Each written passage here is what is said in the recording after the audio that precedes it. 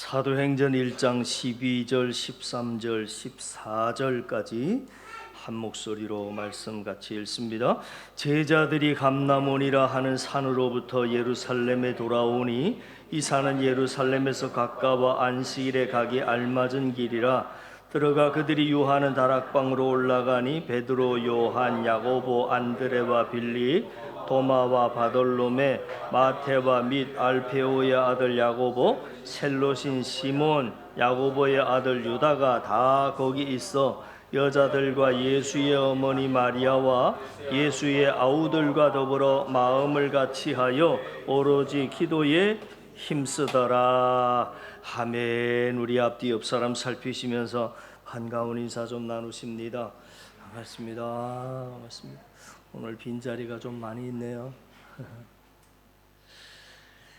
자, 예수님께서는 승천하시기 전에 제자들에게 너희는 예루살렘을 떠나지 말고 약속하신 성령의 세례를 기다리라 하고 말씀을 하셨고, 오직 성령이 너희에게 임하시면 너희가 권능을 받고 예루살렘과 온 유대와 사마리아와 땅끝까지 이르러 내 증인이 되리라, 그렇게 말씀을 하셨습니다.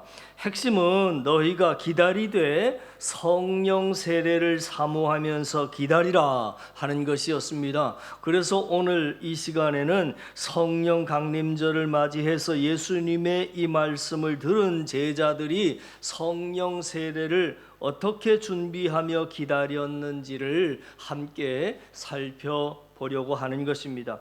오늘 본문의 12절 13절 말씀을 다시 보시면 제자들이 감람원이라 하는 산으로부터 예루살렘에 돌아오니 했는데, 이건 저들이 예수님의 승천을 보고 돌아온 길입니다. 그리고 이 산은 예루살렘에서 가까워 안식일에 가기 알맞은 길이라. 들어가 그들이 유하는 다락방으로 올라가니 베드로, 요한, 야고보, 안드레와 빌립, 도마와 바돌로메, 마테와 및 알페오의 아들 야고보, 셀롯인 시몬, 야고보의 아들 유다가 다 거기 있었다, 이렇게 나와 있습니다. 우리가 이 말씀을 보면 이제 제자들이 마가의 다락방으로 보이는 곳으로 돌아왔을 때 제자들의 이름을 다시 한번 정리해서 기록해 놓은 것을 볼 수 있습니다.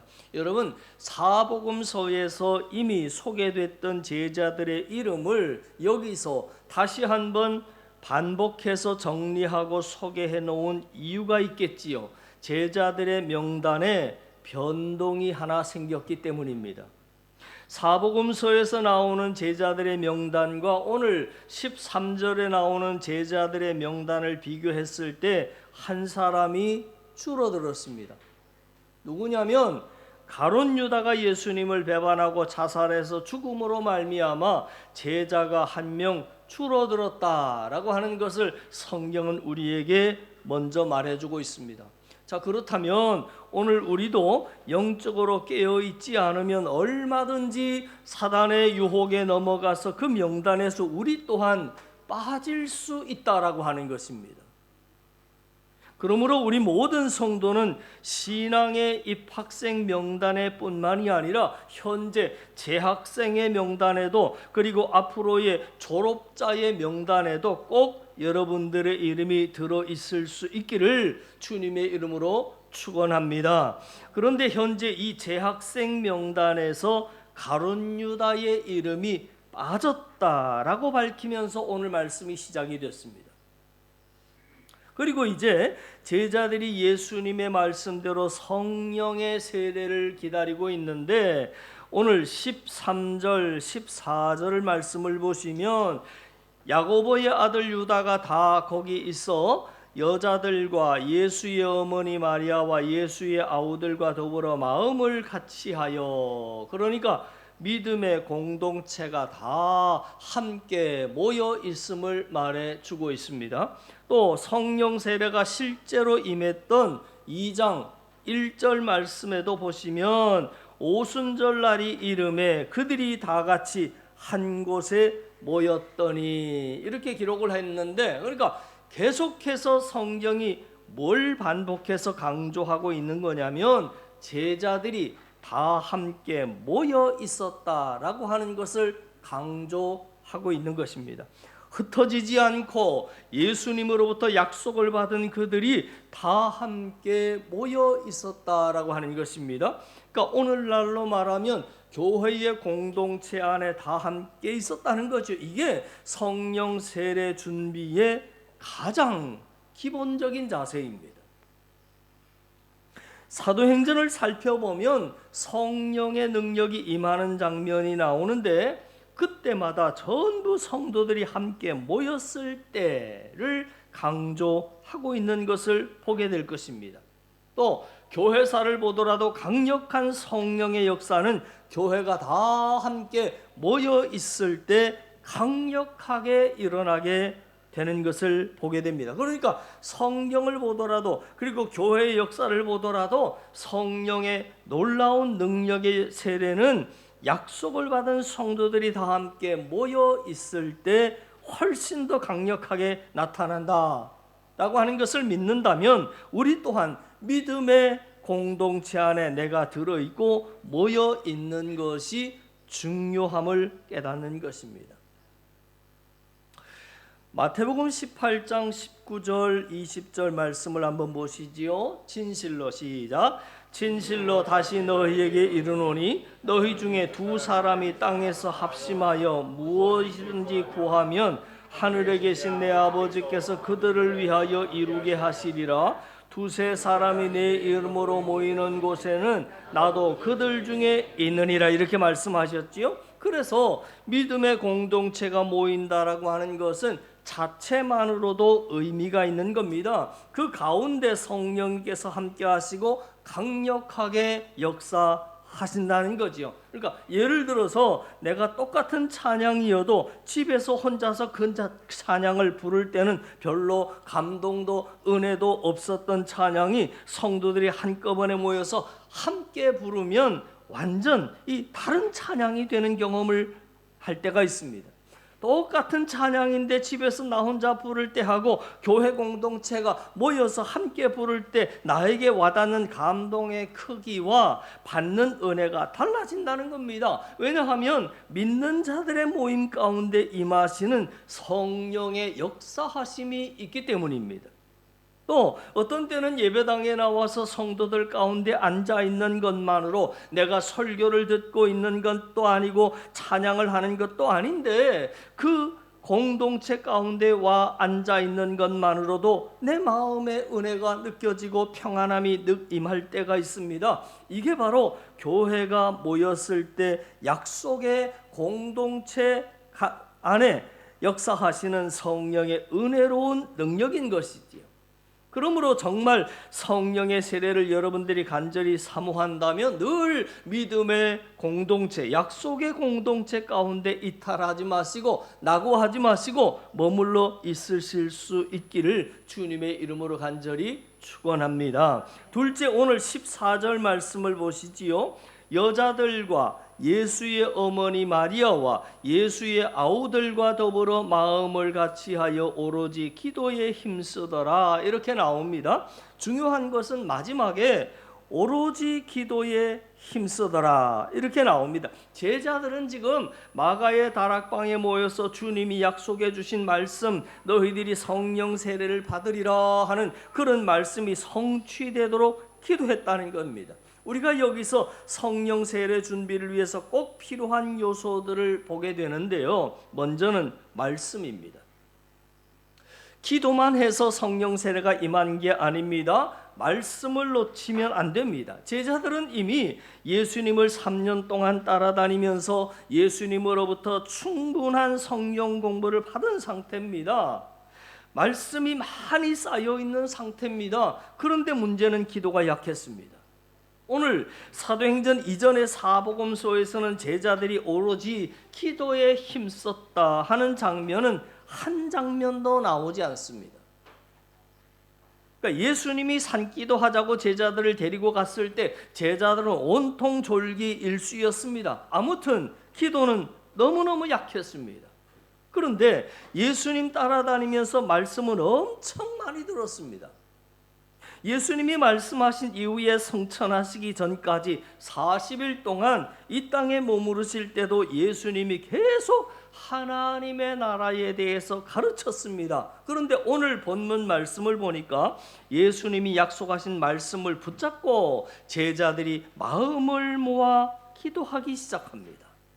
이러한 성령 세례를 위한 그들의 준비였지요. 그래서 우리도 마찬가지입니다. 우리도 성령의 크신 능력을 경험하기를 원한다면, 성령의 능력 세례를 받기를 원한다면 다른 것 없습니다. 성령을 사모하는 마음으로 하나님께 주신 약속의 말씀을 붙잡고 그 위에 기도의 시간을 쏟아 부어야 한다는 겁니다.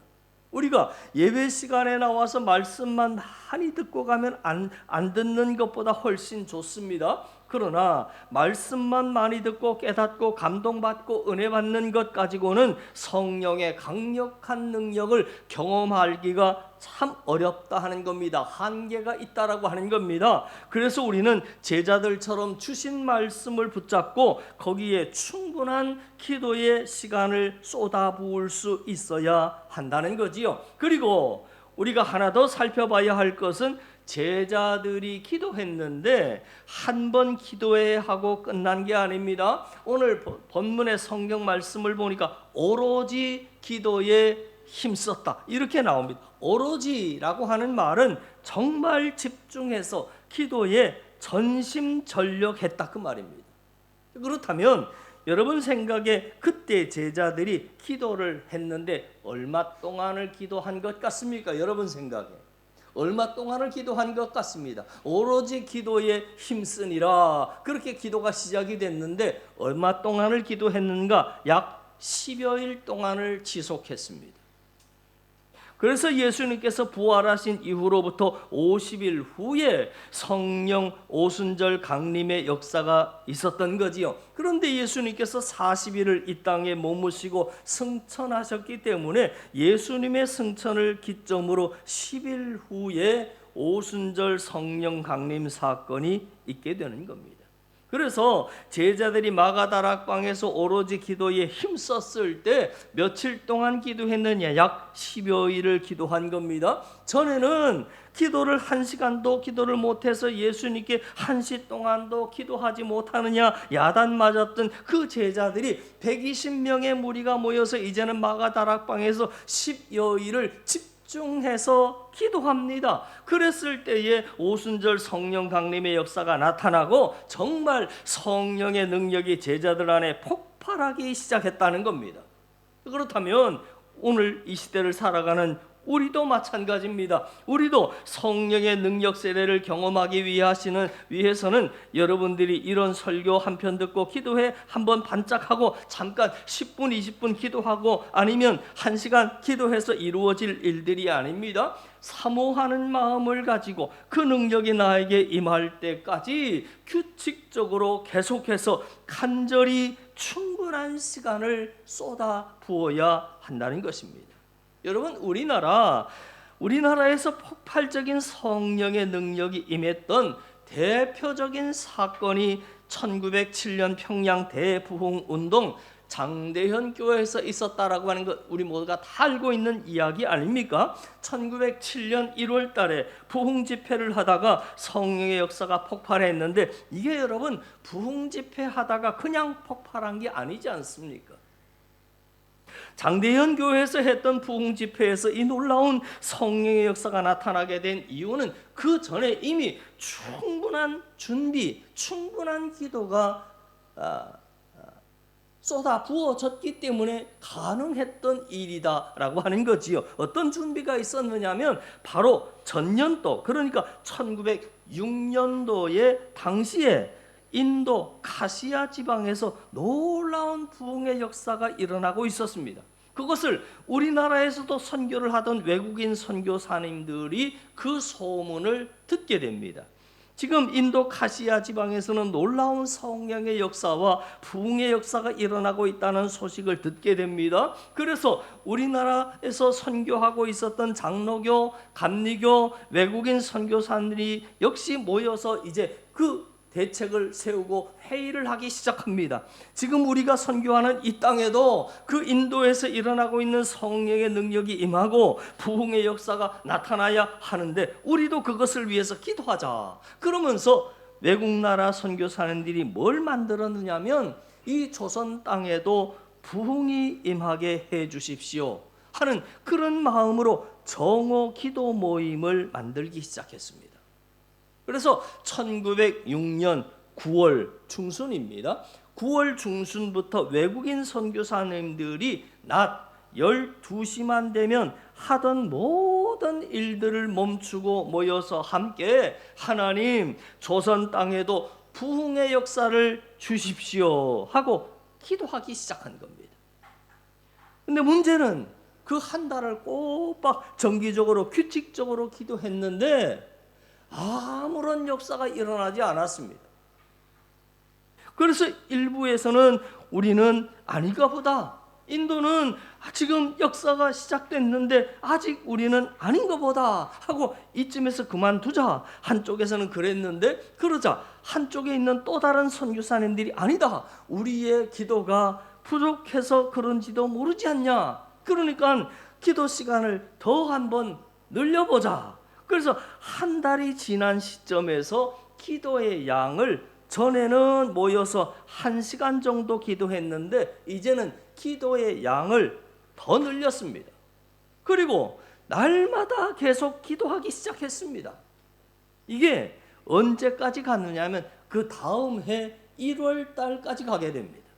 9월부터 시작된 기도회가 한 달을 했고 한 달 이후에 다시 한번 자각을 하고는 그 다음 해 1월 달까지 가게 됐단 말이죠. 그러니까 9월 중순부터 기도했으니까 10월, 11월, 12월 중순 이제 거의 3개월이 넘어가는 시점입니다. 그렇게 해서 해가 바뀌고 1907년 1월이 됐습니다. 그래서 드디어 새해 맞이 장대연 교회에서 부흥 집회를 일주일을 하게 됐는데 그때는 부흥 집회를 하면 한 3일 이렇게 한 게 아니라 한 일주일 정도 시작합니다. 일주일을 하는데 외국 선교사님들이 부흥 집회를 할 때 기대를 잔뜩 하게 됐습니다. 우리는 3년 6개월 동안 날마다 정기적으로 기도를 쌓아놨는데 드디어 이번에 뭔가 터질 것 같다 하고 기대를 잔뜩 했는데 그래가지고 집회가 시작이 됐는데 첫째 날이 지나고 둘째 날이 지나고 셋째 날이 지나고 넷째 날이 지나도 아무 역사가 일어나지 않는 겁니다. 그러니 외국 선교사님 정말 답답해가지고 이게 무슨 일이냐 답답해하고 우리가 그렇게 기도를 많이 쌓아놨는데 무슨 이렇게 아무 역사가 없나. 근데 그러다가 부흥 집회의 마지막 날이 됐습니다. 마지막 집회가 시작이 됐는데 설교가 시작이 되고 했는데도 별다른 역사가 안 보이는 겁니다. 그런데 거기에서 유명한 사건이 드디어 터집니다. 목사님이 부흥 집회를 이렇게 인도하고 있는데 느닷없이 어떤 분이 벌떡 일어나는 겁니다. 벌떡 일어나가지고는 시키지도 않았는데 본인이 자리에서 벌떡 일어납니다. 벌떡 일어나가지고는 거기서 내가 죄인입니다. 그러면서 스스로 자기의 죄를 고백하기 시작합니다. 고백하는 그 내용이 뭔가 들어보니까 이런 내용이었습니다. 제가 과거에 친구의 미망인의 돈을 가로챘습니다. 제가 바로 아간과도 같은 사람입니다. 저 때문에 하나님께서 이것을 도저히 축복하고 싶어도 축복할 수 없는 그런 놈입니다. 저 때문에 지금 응답이 없는 겁니다 하고 어떤 분이 자신의 죄를 고백하자 그 순간 하나님의 은혜를 가로막았던 먹구름이 싹 거치면서 완전히 성령의 은혜와 능력이 그 모든 회중을 다 사로잡아 완전히 뒤집어집니다. 그래서 그 어떤 분의 회개를 기점으로 해서 사람들이 그때부터 기도가 폭발하기 시작했고 회개가 터지기 시작하는데 저녁 7시부터 시작했던 부흥 집회인데 새벽 2시가 지나도 성도들이 집에 돌아가지를 않고 서로 부둥켜 안고 울며 기도하며 시키지도 않았는데 앞서 나와서 나도 죄를 고백하겠다 그러면서 밤새 자신들의 죄를 고백하고 회개했던 그 사건이 1907년 그 유명한 평양 대부흥운동 역사의 시발점입니다. 거기서부터 시작이 돼서 그 성령의 놀라운 역사가 우리 조선 땅 전역으로 퍼져나가게 된 것이지요. 무슨 말이냐? 지금 이 평양 대부흥 운동 하나만 보더라도 이게 그냥 어느 날 예배 한번 드렸더니 갑자기 성령의 능력이 팍팍 쏟아진 게 아니라고 하는 겁니다. 오늘 제자들이 10여일을 마가다락방에 모여서 성령의 능력 세례를 사모하는 마음은 오로지 기도에 힘써서 그 기도에 충분하게 쏟아부어졌을 때 그때 성령의 능력이 임하고 역사가 나타난 것처럼 평양 대부흥 운동도 마찬가지고 우리도 역시 마찬가지다라고 하는 겁니다. 기도에 한번 나와서 반짝 기도하고 그런 능력이 쉽게 주어지는 것 아닙니다. 규칙적으로 그것을 꾸준하게 사모하면서 기도할 때 하나님께서는 그 사모하는 자에게 성령의 능력을 허락해 주시는 것을 믿으실 수 있기를 바랍니다. 예수님의 약속을 받은 제자들은 성령의 세례를 사모하는 마음으로 마가의 다락방에 모였습니다. 믿음의 사람들끼리 모였다는 겁니다. 그 모임 가운데 성령께서 역사하셨습니다.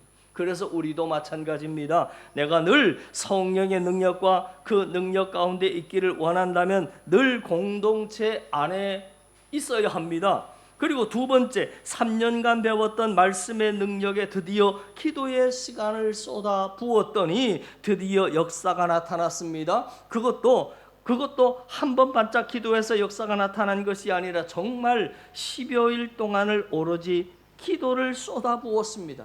근데 여러분 잊지 마십시오. 반대로 생각하면 사단 마귀는 우리가 성령의 능력을 공급받지 못하게 하기 위해서 반대로 역사할 것입니다. 어떻게 역사하겠습니까? 우리가 함께 모이지 못하게 방해합니다. 집에서 인터넷 예배 드리면 되지 예배당까지 나갈 필요가 있겠나? 날씨도 좋은데 오늘만 가져가고 놀고 다음 주에 교회 가면 되지 뭐. 그러면서 자꾸만 교회 공동체 안에 모이지 못하게 만들 것입니다.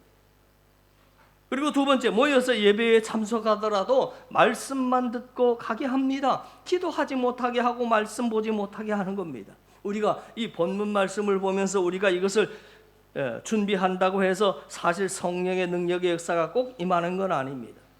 성령의 능력의 역사는 성령의 주권적인 역사이기 때문이지요. 우리가 그 공식대로 하면 그 공식에 맞게 답이 똑똑 떨어지는 것이 아니라 이것은 성령의 주권적인 역사입니다. 그래서 이게 무슨 말이냐면 우리가 그렇게 해도 안 일어날 수 있지만 그러나 틀림없는 것은 하나님은 사모하는 자에게 좋은 것을 채워주시는 것을 믿으시기를 바랍니다. 그래서 바라기는 여러분들이 능력 있게 하나님의 사역을 감당하기 위해서 오늘 말씀을 마음속에 새기시고 여러분들이 꿈을 꿨으면 좋겠습니다. 하나님, 저도 마가다락방의 제자들이 경험했던 성령의 능력 세례를 경험할 수 있게 도와주십시오. 그래서 제가 하나님께서 주시는 말씀 위에 그것을 놓고 정기적으로 꾸준하게 기도함으로 말미암아 그러한 자에게 허락하시는 놀라운 성령의 권능으로 제가 무장할 수 있도록 도와주십시오. 그렇게 여러분이 작정해서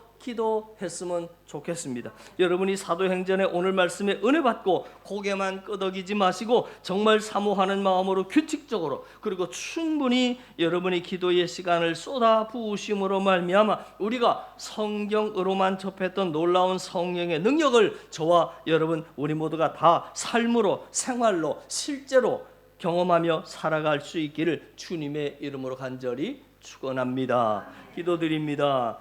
성령님이 예루살렘 마가의 다락방에 모인 120명에게 임한 이후로 성령의 권세와 능력으로 그리스도의 십자가의 도가 구원을 받은 하나님의 능력자임을 알게 되었고, 그 복음의 역사가 유럽과 영국과 미국을 지나 아시아 태평양을 건너 우리나라까지 전파하게 되었습니다. 우리가 그렇게 예수님을 믿고 성령을 받았은즉 성령의 계시와 그 능력과 열정을 가지고 방방곡곡에 교회를 세우고 온 천하만국에 복음을 증거하는 일에 참여하도록 교회들을 세우시는 가운데 대한해협을 건너 이곳 일본 땅에도 우리 한사랑교회를 세우신 줄을 믿습니다. 그 믿음과 능력으로 다시 한번 일어서게 하시고 성령의 능력과 은혜가 메마르지 아니하도록 성령 충만함 가운데 나아가는 우리 교회 되게 하여 주시옵소서. 하나님 아버지, 우리가 성령의 도우심을 받아 내 죄에 대해서 민감한 자들 되게 하시고 이웃에게는 하나님의 사랑과 공의를 실천하게 하시고 일생의 삶 속에서 복음의 능력으로